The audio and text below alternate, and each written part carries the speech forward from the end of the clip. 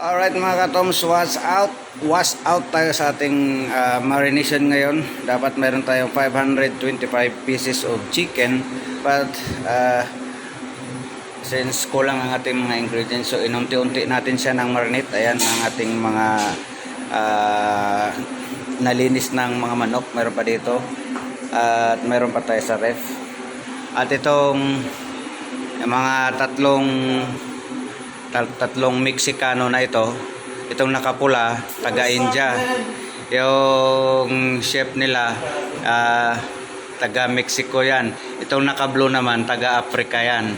So itong tatlo ngayon ay may pinag-uusapan na mikos-mikos, diskarte na nila yan. So anyway mga katoms, inaantay lang namin dito yung tanglad para mayari na ito. Mayroon pa tayo dito mga katoms, ayan, ganyan pa karami ang ating imamarinate. Kahapon ay puno pati yan at nabawasan natin ng paunti-unti, so ito na lang sa baba at sa taas. At huwag ka dyan mga katoms, mayroon pa. So punta tayo dito sa isang upright 4 doors ice brewing freezer. At ito'y pag-aari ng ating butihing si Sir F1. So, bulaga! Ayan mga katoms, ang dami pa.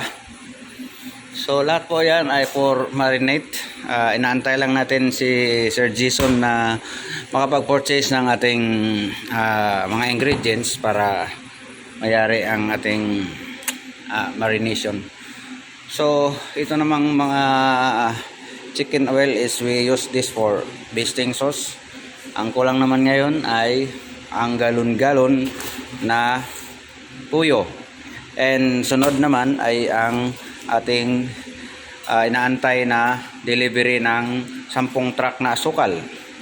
At sa tulad ng ibang mga ingredients na kailangan para sa marination na to. At ayan yung ating kaibigang seryoso sa kanyang rush order, rice on a box.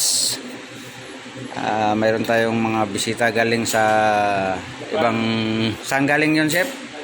Galing daw sa Japan, kaya titirahin niya ngayon yung mga hapon. Lalagyan niya ng maraming wasabi. Alright, Japan, Nubaysiha.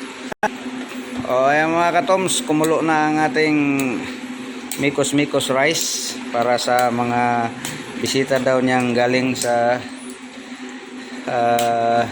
Gapan lang pala Gapan, Nueva Ecija. So ating servisyuhan ngayon.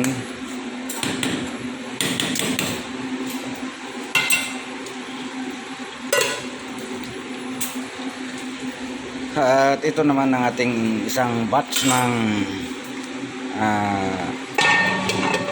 lechon sauce. Sangkatirbang sauce yan. Okay mga guys, ito ay papunta sa ating branch sa Calamba, Laguna. At ito namang isa ay papunta din to sa BME Subic. Ito ay yari na, luto na, for packing na lang siya. At